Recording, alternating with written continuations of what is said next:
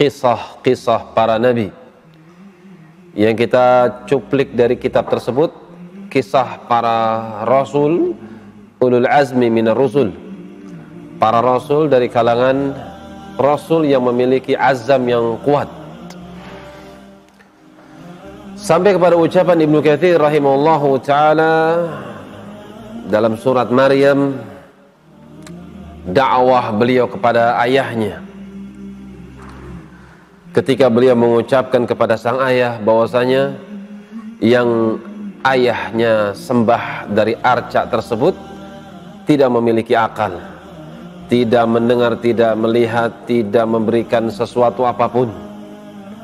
Ibrahim mengabarkan bahwasanya beliau telah mendapatkan informasi, mendapatkan ilmu yang ilmu tersebut belum sampai kepada ayahnya.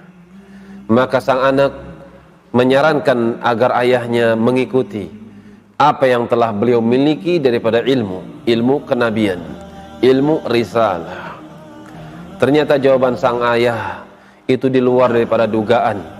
Padahal sang anak menginginkan kebaikan bagi sang ayah. Ayahnya mengatakan, qala aragibun anta an alihati ya Ibrahim la in lam tantahi la arjumannaka wahjurni maliya. Qala aragibun anta an alihati ya Ibrahim. Apakah kau enggak suka? Apakah kau tidak suka dengan apa yang aku ibadati?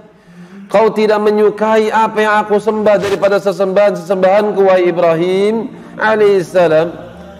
La illam tantahi la arjumannaka wahjurni maliya. Kalau kau tidak menghentikan seruanmu, aku akan lempar kau dengan batu sampai kau meninggal. Wahjurni maliyan, atau aku akan boikot engkau, aku akan jauhkan diriku darimu maliyan, dalam waktu yang sangat panjang. Ibrahim alaihissalam, ada yang mengatakan Ibrahim itu dari sebutan Abarahim, orang yang penuh dengan kasih, orang yang penuh dengan sayang, orang yang banyak merahmati. Karena itu disebut dengan Abarahim. Itu sebagian manusia mengatakan demikian.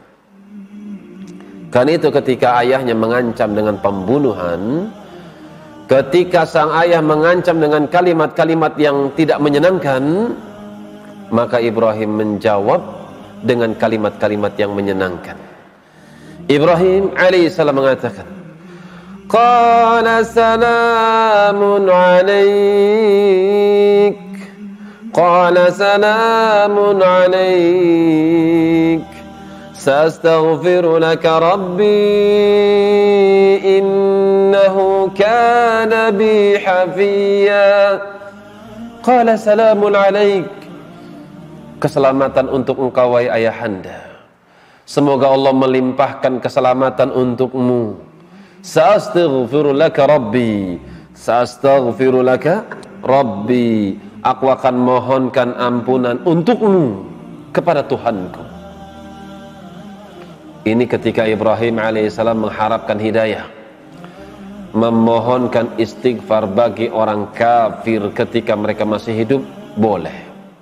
Akan tapi ketika orang kafir tersebut yang didoakan dia mati di atas kekafiran, haram, maka tidak dibenarkan. Adapun yang dipanjatkan oleh Ibrahim alaihissalam ketika beliau meminta ampunan kepada Allah untuk ayahnya, maka itu cuma sesaat saja, sebagaimana disebutkan oleh Allah subhanahu wa ta'ala dalam surat At-Taubah, وَمَا كَانَ اسْتِغْفَارُ إِبْرَاهِيمَ لِأَبِيهِ إِلَّا أَن مَّوْعِدَةٍ وَعَدَّهَا إِيَّاهُ فَلَمَّا تَبَيَّنَ لَهُ أَنَّهُ عَدُوٌّ لِّلَّهِ تَبَرَّأَ مِنْهُ إِنَّ إِبْرَاهِيمَ لَأَوَّاهٌ حَلِيمٌ. Wa ma kana istighfaru Ibrahim li abihi, tidaklah istighfar, permohonan ampunan dari Ibrahim kepada Allah untuk bapaknya kecuali mau'idah, cuma sesaat saja. Wa'adaha iyaha atau wa'adaha iyahu, ketika Ibrahim berdoa untuk ayahnya sebatas dengan waktu yang telah dijanjikan oleh Ibrahim. Falamma tabayyana lahu annahu aduwwun lillah, ketika telah nampak bahwasanya ternyata ayahnya adalah musuhnya Allah, tabarra'a minhu, maka Ibrahim pun berlepas diri daripada ayahnya. Inna Ibrahim la'awwahum munib. Perhatikan kalimatnya. Inna Ibrahim la'awwahun halim. Dalam ayat ini surat At-Taubah disebut halim, dalam surat Hud awwahum munib. Sungguh Ibrahim adalah seorang yang Allah itu sangat memberikan perhatian, penuh dengan kasih, halim dan penyabar. Itu Ibrahim alaihissalam. Karena itu ketika menghadapi ayahnya mengancam untuk membunuhnya, jawaban Ibrahim alaihissalam, salamun alaik, semoga Allah melimpahkan keselamatan untuk engkau wahai ayahanda. Sa'astaghfiru laka rabbi innahu kana bi hafiya, karena sungguh Allah terhadap diriku hafiya. Kata Ibnu Abbas radhiyallahu taala anhu, latifan, ayah ketahuilah, kau mengucapkan kalimat yang tidak enak aku dengar, akan tapi semoga Allah melimpahkan keselamatan untukmu. Aku akan terus memohonkan ampunan kepada Allah untukmu, karena sungguh aku dapati Tuhanku yaitu Allah subhanahu wa ta'ala sangat lembut kepada diriku. Lihat ya, Ibrahim alaihissalam merasakan kelembutan Allah. Sudahkah kita merasakan kelembutan Allah buat kita? Banyak ya kelembutan Allah yang kita dapatkan. Sebagian manusia sekarang terbaring di rumah sakit, sekarang antum malah duduk di masjid taklim. Sebagian manusia taklimnya online, antum offline. Bukankah itu belas kasihan Allah kepada antum? Manusia nggak kenal sunnah, antum kenal sunnah. Sebagian manusia meninggalkan agama, antum malah istiqomah. Bukankah itu pengaruh dari kasih sayang Allah subhanahu wa ta'ala buat antum?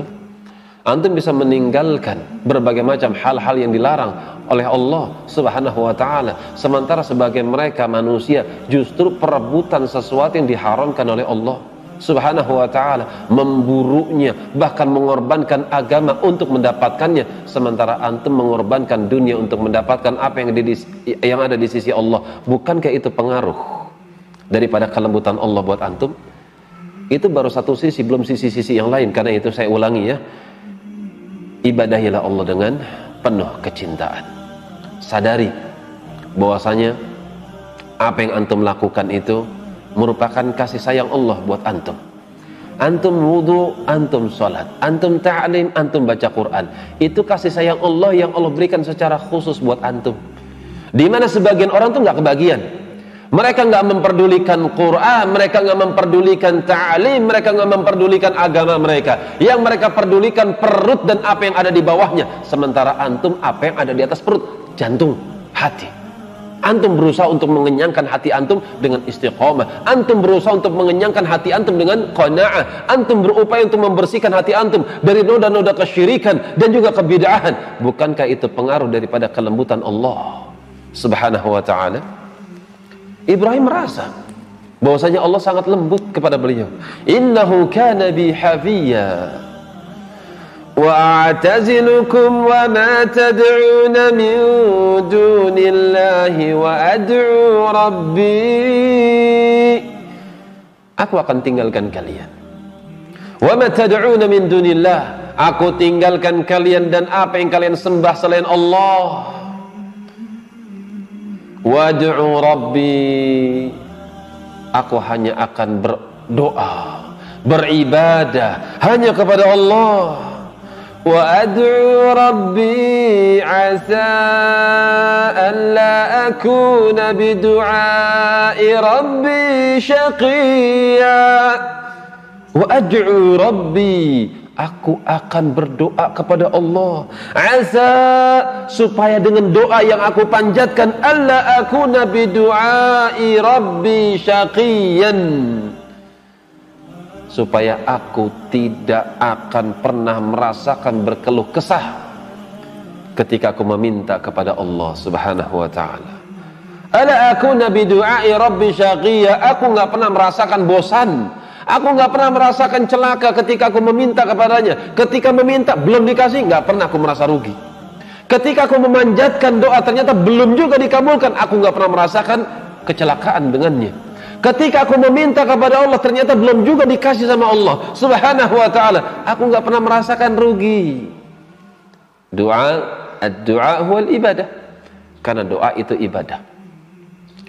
Karena doa itu terbagi jadi 3. Doa yang seorang itu disegerakan mendapatkannya. Yang kedua, doa yang seorang itu diberikan yang lebih baik daripada apa yang dipanjatkannya.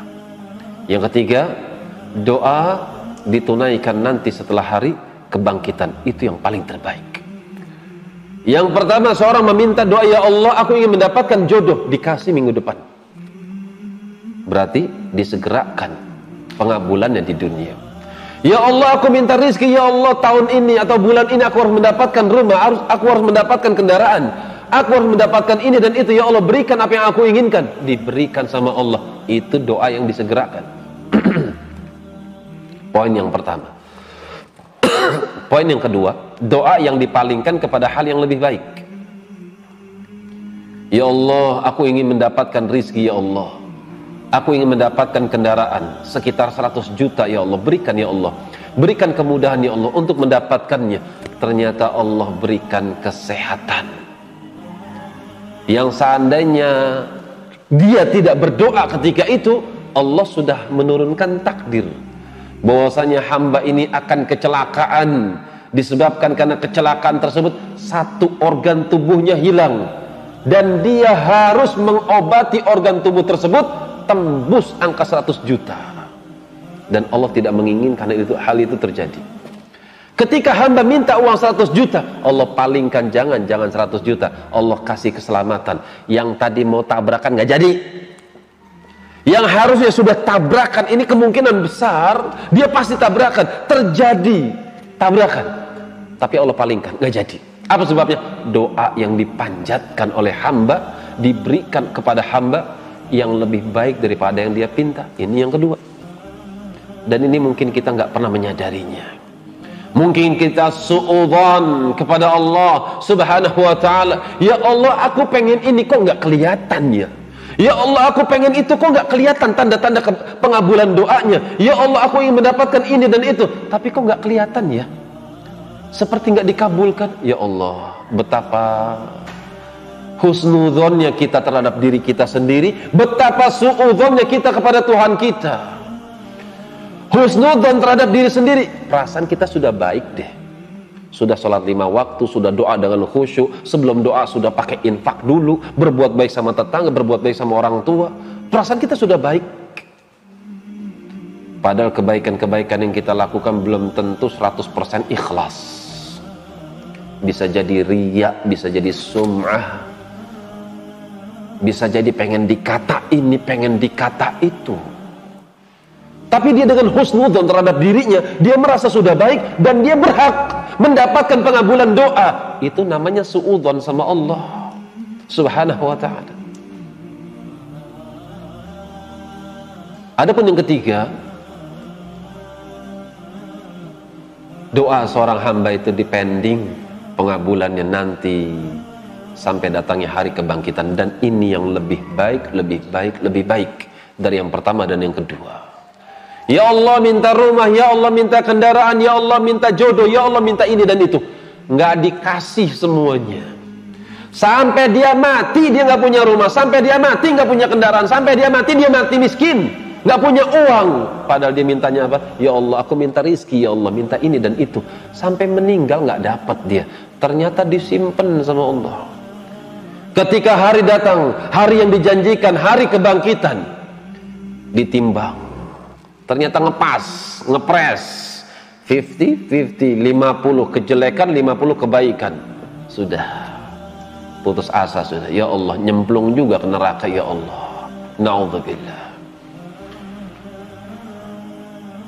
Tapi Allah tidak akan pernah melakukan kezaliman kepada hamba-hambanya. Allah akan keluarkan pahala yang disimpan oleh Allah Subhanahu wa ta'ala, tabungan dari titikan air mata yang dia menetes sepertiga malam, dia meminta kepada Allah, dicatat. Allah tidak akan melalaikannya.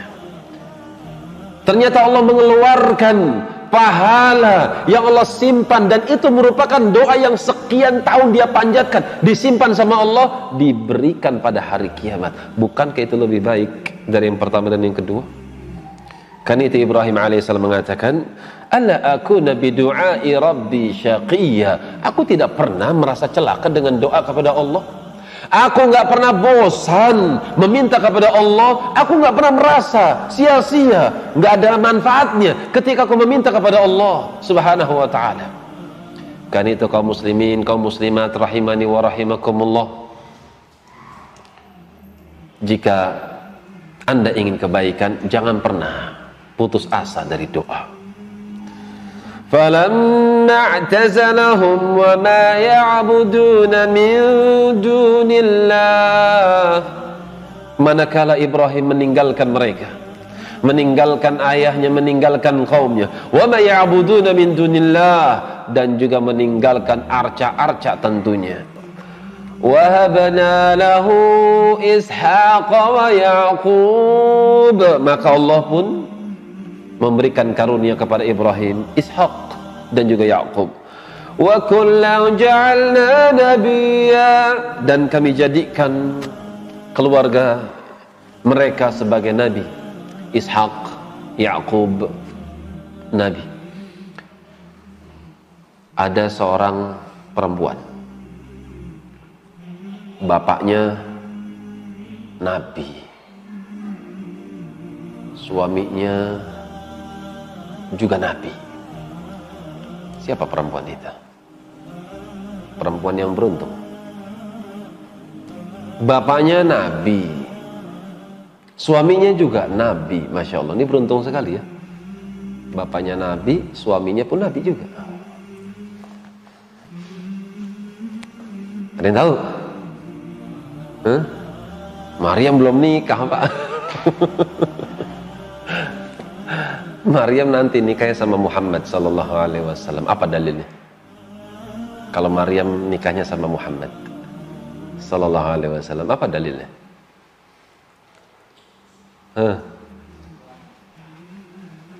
Nanti di akhir ulul azmi minar rusul insyaallah kita singgung dikit aja. Bocorannya dalam surat At-Tahrim.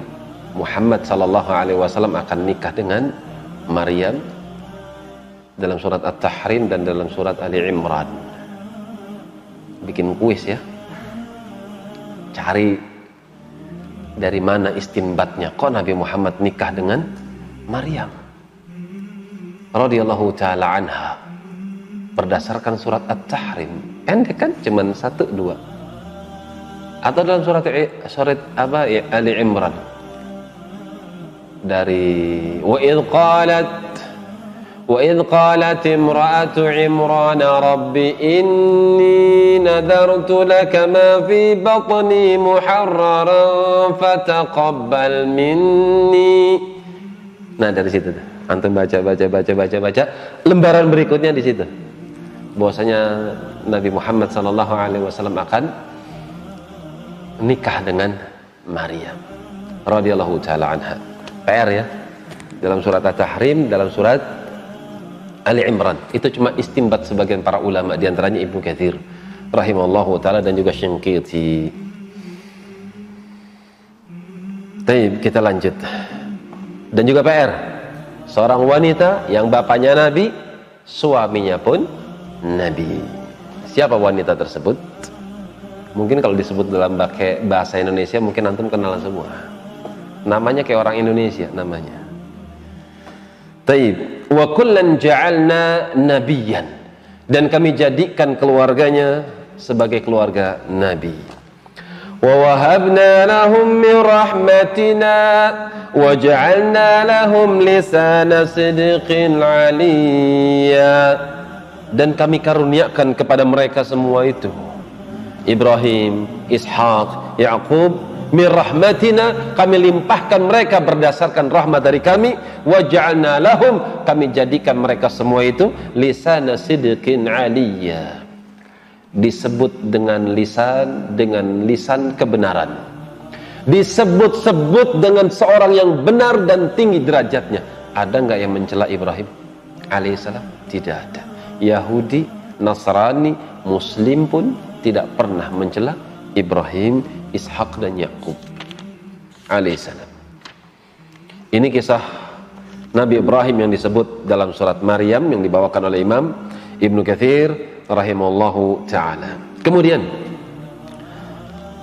kata Imam Ibnu Katsir rahimallahu taala, "Tsumma qala Allah taala."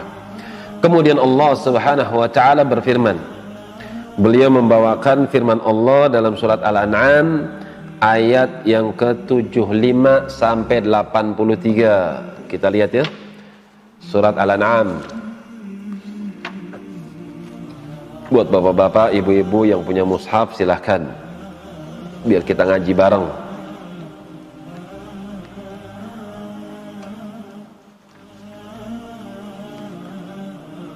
(75)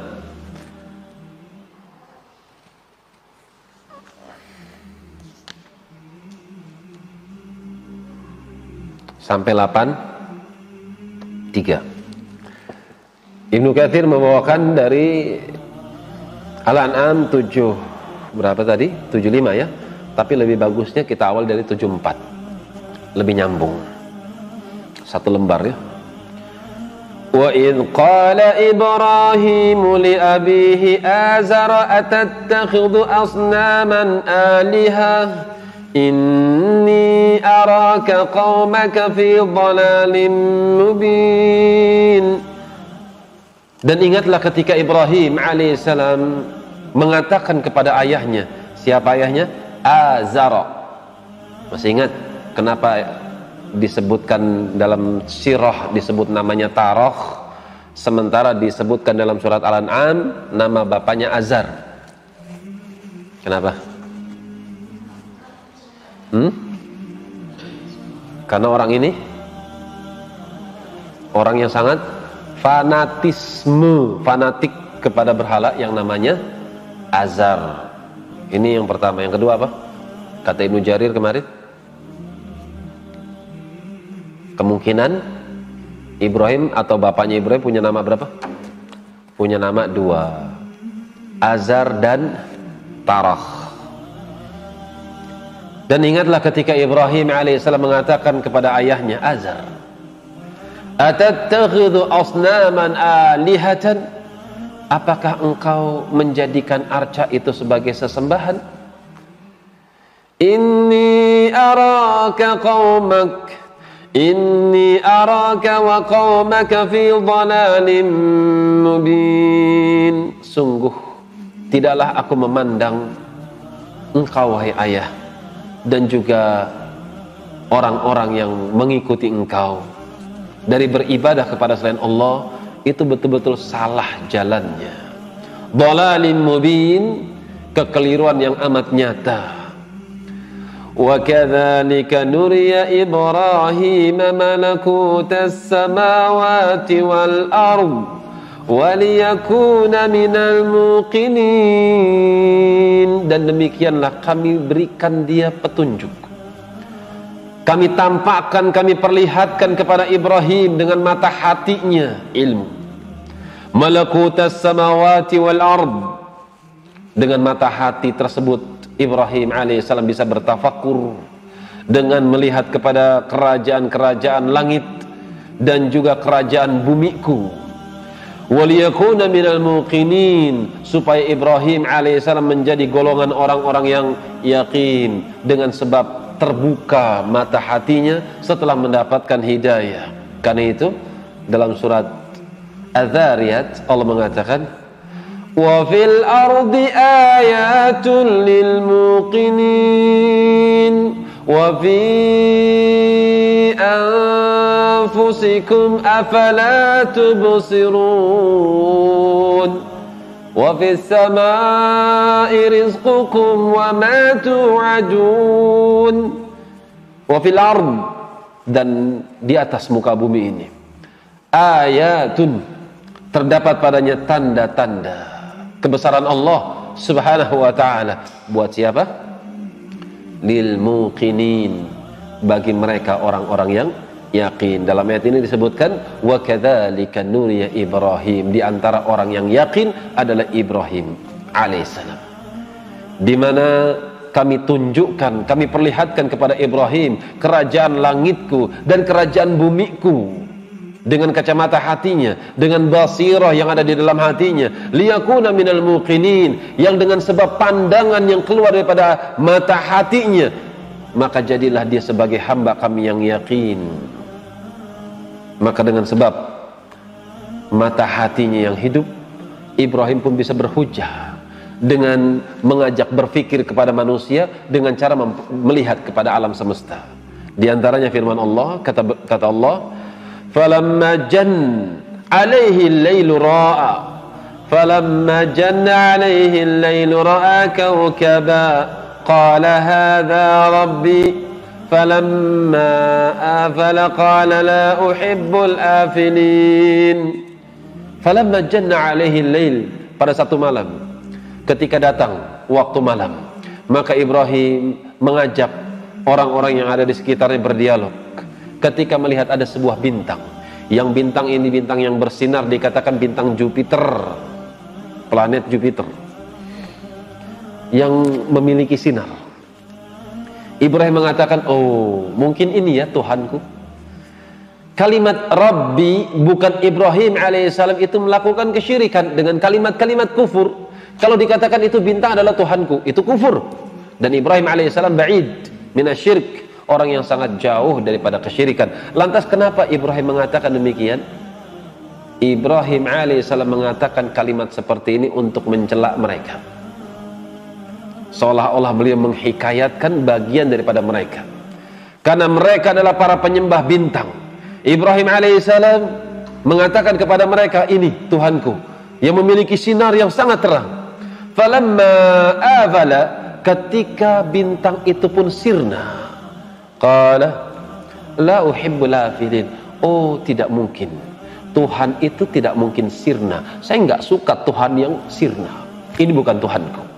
Jadi Ibrahim alaihissalam mengajak mereka untuk berpikir, yang namanya Tuhan itu enggak sirna, yang namanya Tuhan itu enggak tenggelam, yang namanya Tuhan itu enggak pergi, yang namanya Tuhan itu enggak menghilang, yang namanya Tuhan itu terus ada dan mengawasi. Itu sifat Tuhan. Yang hilang, yang lenyap, yang sirna, yang mati, yang padam, itu bukan sifat Tuhan. Itu maksud Ibrahim supaya mereka berpikir.